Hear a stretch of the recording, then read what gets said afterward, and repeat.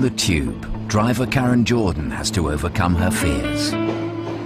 I had probably 2 or 3 in like a couple of weeks beforehand where I had them pretend to jump. And Brian has trouble at London Bridge. Call the old building. All right, come here. Last year, more than 50 people threw themselves under tube trains. The staff at London Underground call it a one-under, and they have to deal with the fallout. Today, a suicide attempt at Earl's Court is causing severe problems in the control room for operations manager Trevor Edmead. This afternoon at 2:20, we had a person fall under one of our trains in Earl's Court platform 4. Fortunately for the person concerned, she was extricated alive, but she suffered major injuries as a result of it. The emergency services have left, and now Trevor has to sort out the delay. The incident has left the service in chaos in the build-up to rush hour. What's the late running like at the moment? As you'd expect after one under. Yeah, about half an hour, 40 minutes. Steve, what's the gap between the last eastbound and that one coming up to Putney Bridge? Person under a train, you don't know what it is you're going into until you actually arrive at the site and see what it is that you're dealing with. We found a female in her 30s. We found her sitting upright between the train and the cable rump. She'd lost her right foot and her left index finger was missing, and she was in quite a lot of discomfort. We could see that she was in shock. We applied a tourniquet to her right thigh to stem the bleeding, and we made her as comfortable as we possibly could. Although the victim wasn't killed by the impact of the train, she was still in danger of electrocution. The priority is to switch the current off as quickly as possible. That's the only chance that the person's going to have if they're there, if they are actually being electrocuted at the time. Right, Ray, what's the late running like of Barking? Absolutely horrendous on the ends. No, it's not surprised because half of those were turned back at South Ken, weren't they? More than half of the people who try to kill themselves under a tube train survive. Those who attempt suicide at stations with pits under the rails are much less likely to die. You pulling that one back at Mansion House? Thank you. How many did you cancel from the depots? What's that? From each depot? 4 out of Upminster, 3 out of Ealing. Right. We're going to end up with about 69 trains in service. I should have 76 trains in service, but obviously because of the knock-on effect of the incident we've had earlier on today has had on the railway, that's not going to be possible, so we just have to make do with what we got. The highest number of one-unders happens at the 2 busiest stations on the network, Victoria and King's Cross. They're less common at London Bridge, but station supervisor Brian Valentine has witnessed 2 in his 28 years on the tube. One that jumped under me was a man, and the other one was a young woman, 32. As the supervisor, I had to deal with that one. As the driver, I mean, if somebody else dealt with it, I just sat in the cabinet. And I was a lot younger then. Both of them affected me. The driver one affected me more. It's true that you can get used to this kind of thing, but it still affects you. One-unders might be an occupational hazard for staff, but thankfully most passengers will never witness one. For your own safety, customers are advised to stand behind the yellow line marked on the platform floor. Your next northbound train is for all stations to High Park. Customers for the Mill Hill East. He's very good on this PA, and he calms the customers down. If there's a bit of a gap in the service, you won't see any frowns or arguments or anything. He'll keep them happy. Safety, please stand behind the yellow line marked on the platform floor. Hello, Darren. All right, son. All right, son. Ticket Inspector Darren Smith covers the Jubilee and Northern lines. Today, he's looking for fare evaders at London Bridge. Yes. You looking forward to today, are you? Oh, yeah, mate. Yeah, I'm mate up for it. Yeah. Do you want us to do whatever, yeah? Yeah, yeah. Just keep it out of the way. No, keep in the way. Oh, lads. Darren has barely arrived when there's an incident between two commuters. I know, son. I know. But you don't need this before work, do you? He punched me first, yeah? Right. It's a bit of pushing and shoving to get through. I pushed you. Did you punch me or not? Okay. No, I've got knuckles in my back like that, right? It was a commuter rage, okay? Everyone's trying to get to work. They're banging into each other. You're in a rush. You're in the rat race, you know? They just needed to take a chill pill, do you know what I mean, and see the light. Yeah. Moments later, Brian discovers a young man with an invalid ticket who doesn't seem to speak English. He's got his own 2 weekly, no photo card. Right. No, he's just produced a photo card, right? Ah. Excuse me. Right. Don't start running away, Sonny Jim. Come back here. He's just produced a photo card, right? Don't run. Can you speak English? I asked him for a photo card, and he said didn't have one. Then he goes in and I said, I keep card. No. Now the numbers here don't correspond with the... Don't. Keep hold of him in the box. Call the old building. All right, come here. This young man here has presented himself to the barrier with a Zone 2 travel card and no photo card. We're in Zone 1 anyway. He's now produced a photo card, which I believe is different to the ticket he's got. He's now produced another ticket and he's also tried to run away. The police are on their way and hopefully deal with this chap. Do you want to bring him in the mess room? I think he might freak out a little bit, Brian. Well, that's all right, we can handle him. I've got a feeling he's going to do a run, and I don't want to start chasing people and rolling around on the floor with them. Oh, I do.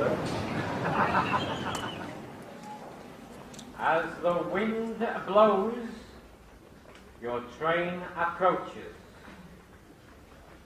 Do you feel the wind?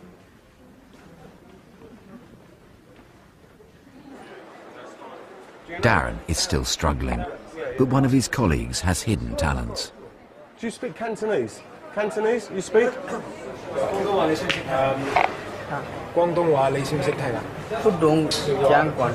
doesn't speak any Cantonese, so he knows a bit of Mandarin.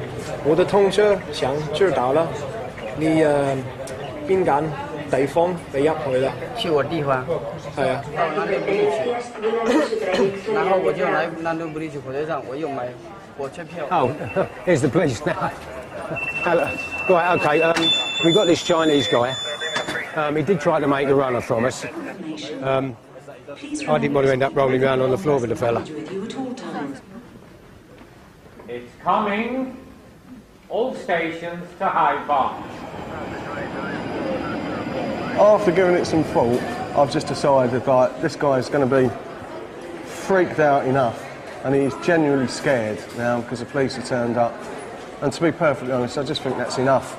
So I'm just going to charge him the fare that he should have paid today from the Elephant and Castle, which is £1.90. And I think he's learnt his lesson today, and it won't happen again. Unfortunately, he didn't speak a dicky bird of English, so what little Mandarin I know, I sort of had a word with him, and it turns out he was trying to go to Brighton, coming from Elephant and Castle, and I think he was just probably a little bit scared because he had a few staff around and not really speaking much English, so that's why he might have tried to run. I had a bit of a thing for all things Chinese when I was younger, you know, just movies and the food, the culture, that sort of thing. Watching lots of badly dubbed kung fu movies, basically. And just picked up a little bit of language along the way. It's not a big deal. There's a figure of £30 million bandied about, is what we lose in revenue. There's a few good pay rises in 30 million quid, isn't there? I think at this station we take £12 million a year. At Earl's Court, it's 3 hours since the suicide attempt, and the district line is gradually getting back to normal. That's all right. We had 7 cancelled for the 1800. I'm still up in the control room. Yeah, and we had 1 for vandalism. OK, John. Bye. A third of the service is virtually right time and in place, and a little bit more tweaking. Within another hour, we should be OK. Tone, what's your late running like at the moment, apart from crack? I'd say about 15 both rows. 15 both rows. Works for me, mate. Well done. Jeff, 15 both. Our plan is working. I gave the all clear on the incident at 7 minutes past 3, and 90 minutes later we're still late running. It still takes a concerted effort by all service control staff concerned to get the service back right time.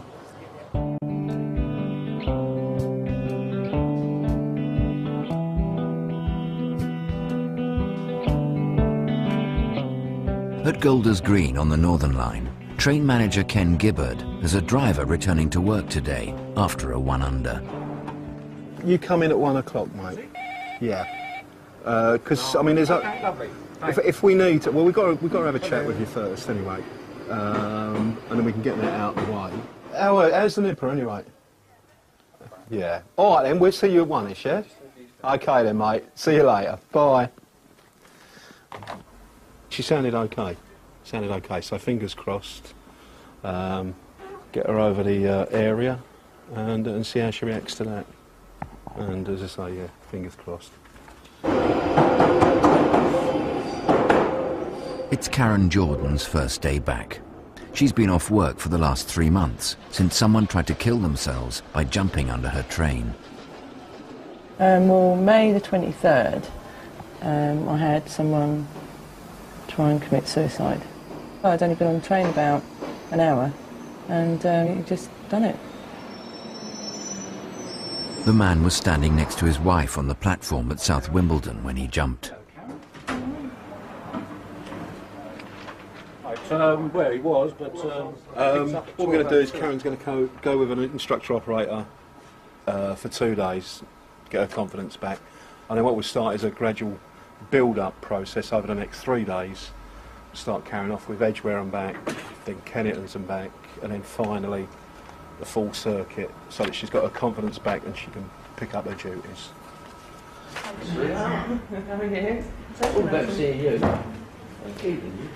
Not only has Karen had to deal with the suicide attempt, but a month ago her father died. Today she'll be accompanied in the cab. Some of the time I'll be driving and some of the time the instructor will be driving. It's just purely first day back, get you back on a train and also with someone just to try and get your confidence built up a bit. Operator instructor Kevin Fitzgerald will be helping Karen rebuild her confidence. We'll be going through South Wimbledon where she had the 1 under and she doesn't actually want to drive through there, so today I'll be driving through and she'll just be on the front observing to see if, you know, anything comes back, any memories or... Some people could literally be straight back on the train, have no effect. And others, yeah, unfortunately, it's... I mean, I have known people that they've just been unable to drive a train again. Karen's partner Dan is also a train driver who works at Golders Green. Because obviously it's the first time she's been on the front of a train for a long time. And you never know how you're going to feel until you actually sit in the hot chair and start playing with the controls and getting on with it. It was easier to talk to him after the incident than it would have been if he was, say, a bank manager, because in you know, most normal jobs you don't have that associated hazard of people who do try and commit suicide. I'm sure she'll be okay. She's a strong girl, good girl, so she'll be all right. Oh my God, it is, isn't it? Calm down. Although Karen received trauma counselling from London Underground's therapy unit, she's got no idea how she'll react being in the cab again. You nervous? I am actually. Yeah. Coming up to the afternoon, it's heading towards the evening peak, and you know the platforms are going to start getting busy, and that's going to be the most worrying thing when you've got people on the edge of the platform where it's busy. To see how I get on. Just play it by ear, just, you know. You don't want to drive, just say, it's okay. Before I had that thing, I had probably 2 or 3 in like a couple of weeks beforehand where I had them pretend to jump, you know, a group of lads. And it really unnerved me then. It was almost like building up to it. Weird. Yep, that's it.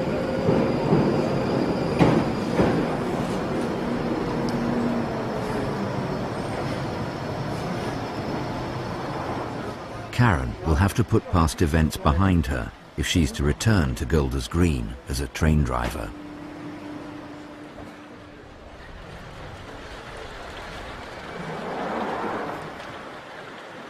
Today, Karen Jordan is driving a Northern Line train for the first time in 3 months.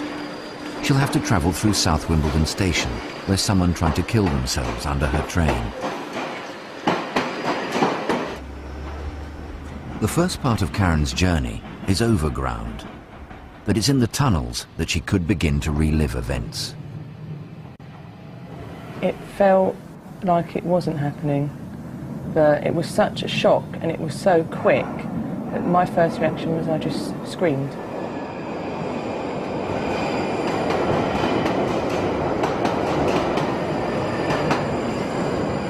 He didn't actually go under the train. I hit him back onto the platform at South Wimbledon. Whatever their problems are, they've involved you, and they've directly involved you. You know, you don't know who the person is, you've never seen them in your life, and then all of a sudden you become part of their problems.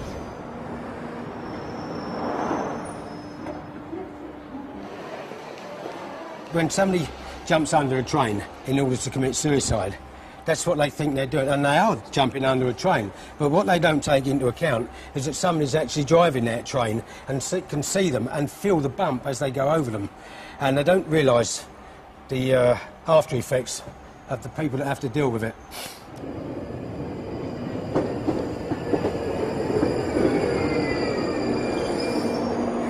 Didn't have any problems, did you? No. No, so far so good. Good, yeah. Everything went all right. It's like riding a bike, isn't it? Yeah, a bit hairy down where I had the incident, but Kevin drove through there. So, all right. Please, that bit's over.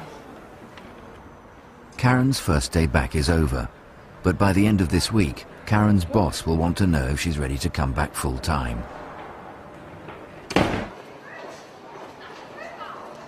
At London Bridge, they might take over £12 million in revenue a year, but Darren Smith and the other ticket inspectors are still trying to stem the tide of fare evasion. We're just fishing at the moment, waiting for a catch.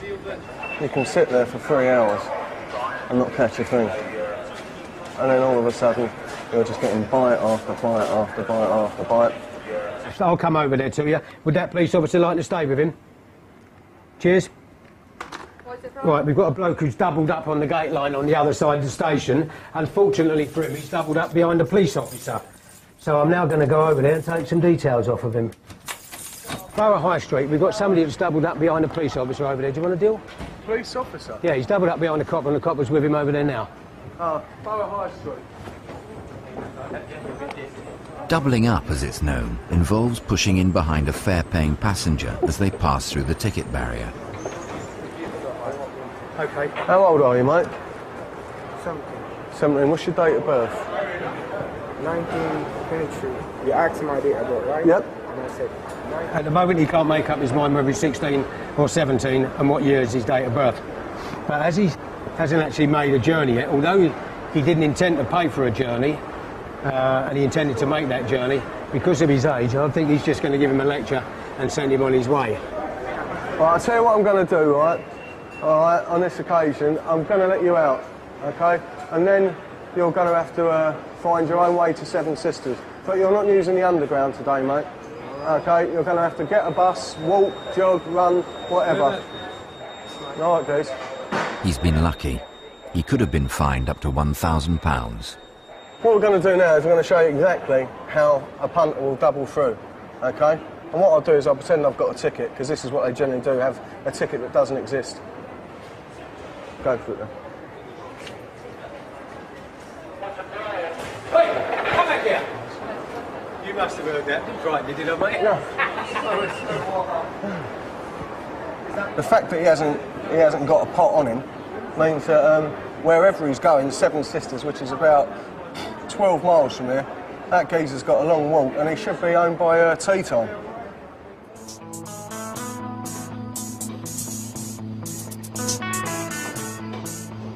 It's been a difficult few days for Karen, getting used to driving a train again.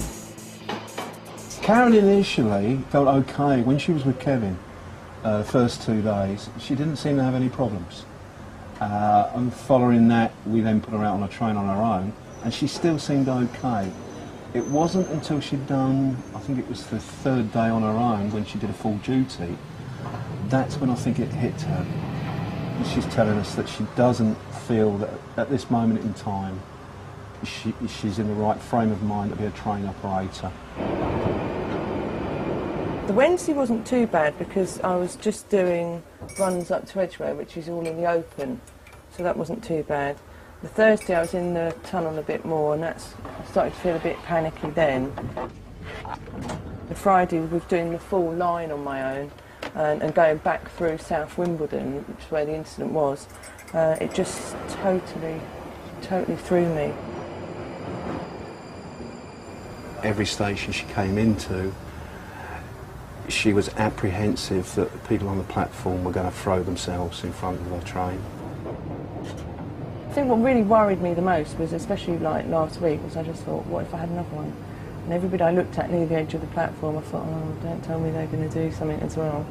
And I just could not get it out of my mind. So you're coming off the train, sir? I'm coming off to be a part-time station assistant for a year. Part-time. Just 20 or 25 hours a week.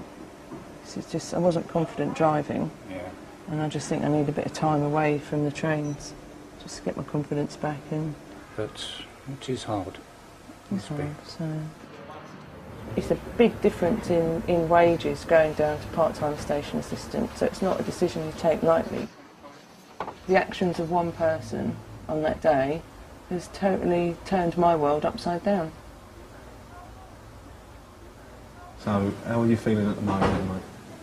Like a weight's been lifted. No.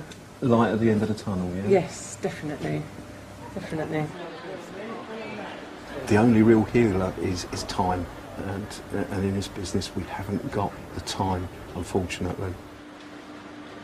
I just thought maybe for me, I think just a year away from the trains will be, you know, what I need to get my confidence back.